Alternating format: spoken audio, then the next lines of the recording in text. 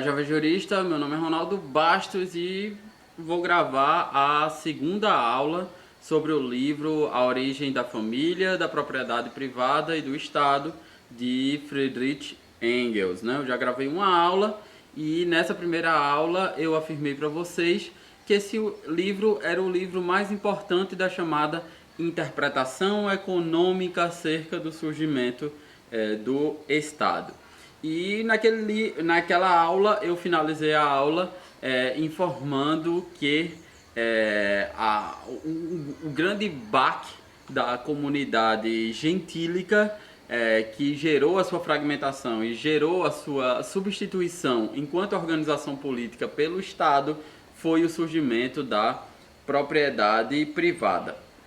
E a propriedade privada ela surge inicialmente por uma razão populacional, né? Quando eu falei lá da comunidade gentílica, eu informei a vocês que havia pouca densidade populacional e as soluções tecnológicas criadas para dar conta da subsistência dessa pouca densidade populacional geraram a existência apenas de uma agricultura familiar. Claro, isso é um processo histórico, mas a população cresceu e as coisas se modificaram com esse crescimento da população. A primeira coisa que esse crescimento populacional demandou foi uma procura por terras, gerou uma demanda por terras públicas que só puderam ser adquiridas pelas guerras de conquistas. Então, uma gens ela entrava em conflito com outra gente, ainda que da mesma tribo. Então, essas guerras de conquista geraram o confisco de outras terras, né? E essa foi uma primeira consequência desse aumento populacional. A segunda consequência desse aumento populacional foi a criação de uma classe especial que Engels chama de patriciado, né? Que é uma classe que passa a administrar os bens da sociedade, as terras da comunidade. E juntamente com as guerras de conquista, com a formação do patriciado, há também o surgimento dos prisioneiros de guerra, que passam também a ser propriedade dessa classe privilegiada, da classe do patriciado. E Engels deixa muito claro que a escravidão é um primeiro golpe efetivo na fragmentação das comunidades gentílicas, pois a escravidão, você sabe que o escravo não era considerado um ser humano, o escravo era considerado uma coisa, um objeto. Então a escravidão é o que o Instituto da Escravidão instaura a ideia de posse privada, de propriedade privada, propriedade de uma coisa que começa uma coisa móvel, que é o escravo, e que com um processo histórico gera a ideia de haver privatização de coisas imóveis, como as terras, né? Então, depois de um longo processo histórico, o que Engels observa é que o ordenamento jurídico já não era mais construído, já não era mais organizado de modo a proteger os membros das gens das ameaças externas, mas sim no sentido de criar distinções entre os próprios integrantes da gens. Então, Engels vai dizer que numa dada época isso se vê muito mais nas gens greco-romanas do que na gens iroquesa, mas em uma dada época já surgiu um direito consuetudinário para a defesa do credor contra o devedor, apoiando os comerciantes em detrimento dos pequenos agricultores. Engels relata também que entre os gregos já havia sido criado o instituto da hipoteca, né? Se você não é da área jurídica, a hipoteca é um direito real de garantia ao credor que grava a coisa imóvel pertencente ao devedor, dando direito subjetivo ao credor de obtê-la se a prestação pecuniária não for solucionada, né? Se a prestação pecuniária, a obrigação pecuniária não for satisfeita. Então, Engels diz que já entre os gregos já havia essa ideia da hipoteca, esse instituto jurídico da hipoteca. E a hipoteca só pode existir em uma sociedade que se organiza a partir da posse privativa da terra. Não existe hipoteca se a propriedade é comunal, se a propriedade é pública. E claro, se por exemplo com a hipoteca a venda da terra não fosse suficiente para saldar dívidas, Engels diz que era possível que um homem, por exemplo, vendesse o seu filho como escravo para saldar suas dívidas. Se não fosse possível também saldar as dívidas com essa venda do seu filho, esse próprio devedor ele teria que se dar como pagamento dessas dívidas como escravo. Tudo isso só poderia existir, relata Engels, sob a égide da propriedade privativa da terra. Então, em tom de síntese, Engels vai dizer que a antiga organização gentílica não conseguiu sobreviver, não conseguiu contrapor-se a essa ideia de trocas comerciais e ao próprio dinheiro que surgiria décadas depois. A propriedade comunal sucumbe diante da propriedade privada da terra e a economia de subsistência não conseguiu resistir para evitar o mercado de trocas e a produção de excedentes que foi gerada com a conquista de terras, com a escravidão e com a intensificação, evidentemente, da produção. O que os homens não imaginavam, diz Engels, é que ao produzirem valores de troca e não consumirem imediatamente seus produtos, toda essa ideologia poderia se voltar contra eles. Essa produção de excedente poderia se voltar contra os próprios produtores em forma de cobrança de dívidas, hipotecas ou até mesmo de escravidão, já que uma das consequências, como eu disse, do direito grego era que os homens poderiam ser escravizados por dívidas. Esse é o primeiro grande baque das comunidades gentílicas, das organizações gentílicas, que é a privatização da terra, a propriedade ser privada. Uma característica que dimensiona essa propriedade privativa da terra é a divisão social do trabalho. A divisão social do trabalho ela é importante de ser discutida porque a divisão social do trabalho tem efeitos muito distintos a depender do modo para usar uma linguagem marxista, do modo de produção vigente. A divisão social do trabalho com um modo de produção capitalista, um modo de produção que apropria-se privadamente dos meios de produção, ela tem, segundo os marxistas, um efeito maléfico. Mas a divisão do trabalho é algo natural em qualquer sociedade. Na verdade, a divisão do trabalho é uma técnica criada pelos homens para aproveitar melhor a energia dos homens, já que uns homens têm aptidões de fazer determinadas coisas em detrimento de outros homens. Então, é por isso que em toda a sociedade primitiva, os homens, sexo masculino, ficavam responsáveis pela caça e pela defesa da comunidade, enquanto as mulheres ficavam responsáveis pela criação dos filhos, inclusive a colheita, a agricultura. Isso sempre foi uma atividade exclusivamente feminina, ou predominantemente feminina. Até coleta de frutos era uma atividade feminina, diante da disparidade física entre homens e mulheres. Se isso depois o trabalho doméstico virou predominantemente uma atividade das mulheres, há outras explicações para isso. Mas no início a divisão social do trabalho era de acordo com as aptidões, né?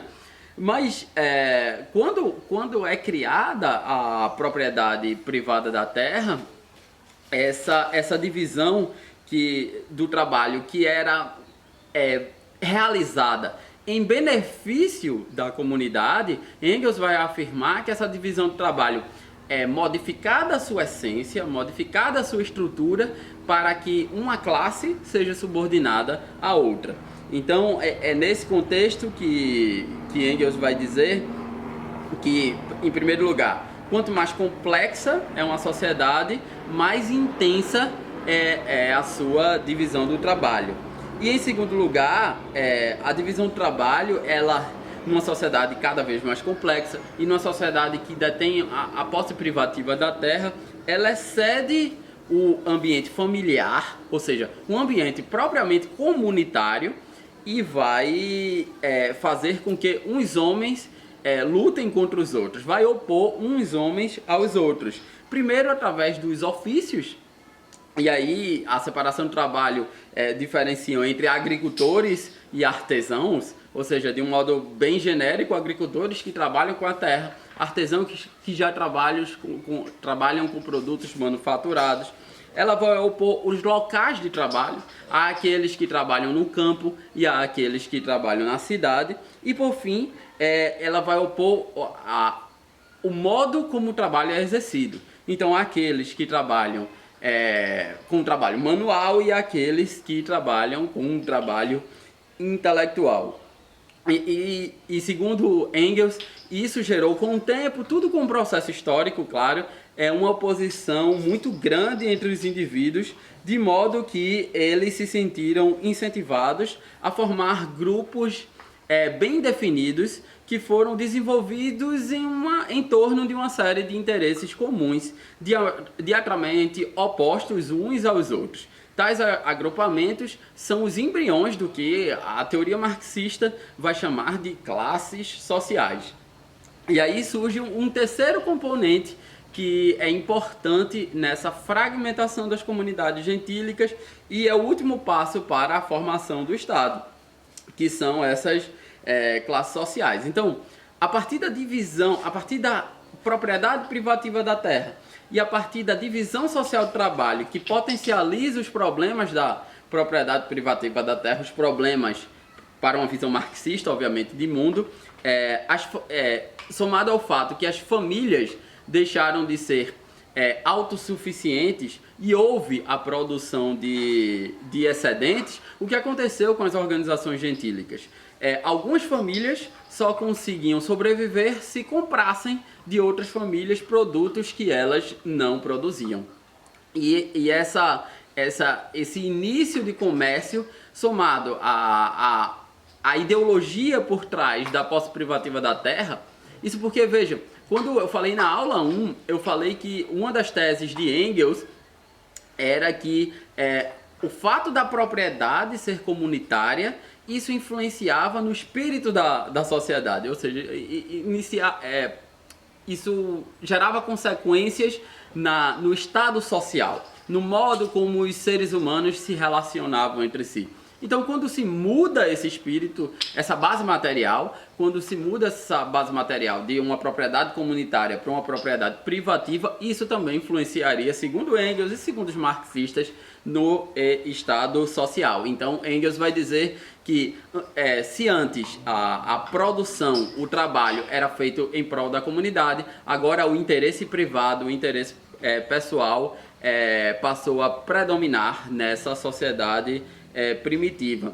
E o efeito mais claro é que cada agrupamento, que os marxistas passaram a chamar de classes sociais, mas ainda era algo muito embrionário, passou a se especializar na criação de determinados produtos. A Engels vai dizer que os sobrenomes que a gente encontra muito na Espanha, como ferreiro, sapateiro, ou que encontramos no Brasil como machado, isso se origina dos produtos criados por essas pessoas.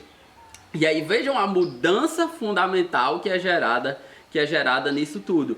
Porque se antes os indivíduos eram conhecidos pelo nome que eles tinham, porque esse nome ligavam eles diretamente a gens, a comunidade em que eles estavam inseridos, agora os indivíduos eram conhecidos pela atividade que eles exerciam. Então, antes era algo comunitário, quando a propriedade era comunitária, e agora a identificação passou a ser privada pelos ofícios exercidos por esses indivíduos e por essas classes sociais.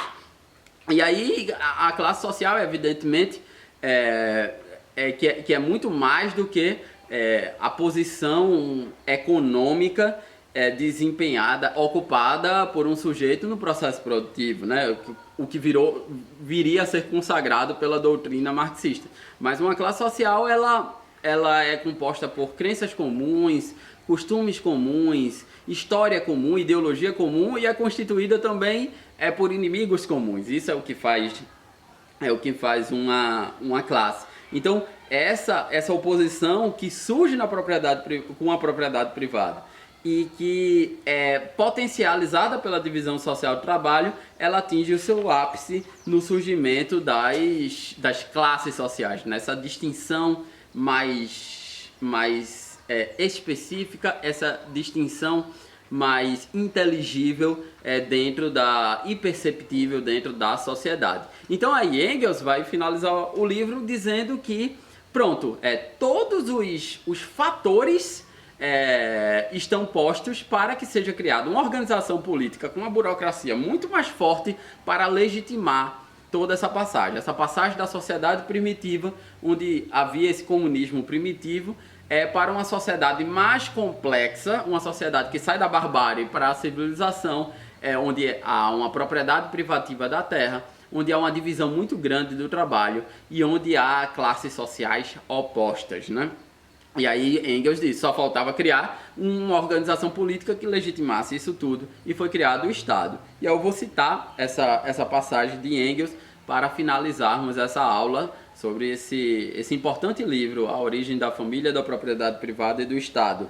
Engels vai dizer, faltava uma instituição que não só protegesse as novas riquezas individuais contra as tradições comunistas da Constituição Gentílica, que não só consagrasse a propriedade privada, antes tão pouco estimada, e declarasse essa consagração como a finalidade mais elevada da comunidade humana, mas também imprimisse o selo do reconhecimento da sociedade e as novas formas de aquisição da propriedade, que se desenvolviam umas sobre as outras e, portanto, a acumulação cada vez mais acelerada das riquezas. Uma instituição que não perpetuasse a nascente divisão da sociedade em classes, mas também o direito de a classe possuidora explorar aquela que pouco ou nada possuía, e a dominação da primeira sobre a segunda. E essa instituição nasceu, foi inventado o Estado. Então é isso, pessoal, eu tentei resumir ao máximo, sintetizar ao máximo essa obra que é um tanto complexa, que é a origem da família, da propriedade privada e do Estado. E esta obra, para mim, é a obra mais importante quando a gente fala da interpretação econômica do surgimento do Estado, né? Então, espero que vocês tenham gostado dessas duas aulas sobre essa importante obra de Engels. Próxima segunda eu volto com uma outra aula ou com outro vídeo para vocês. Até mais, um abraço.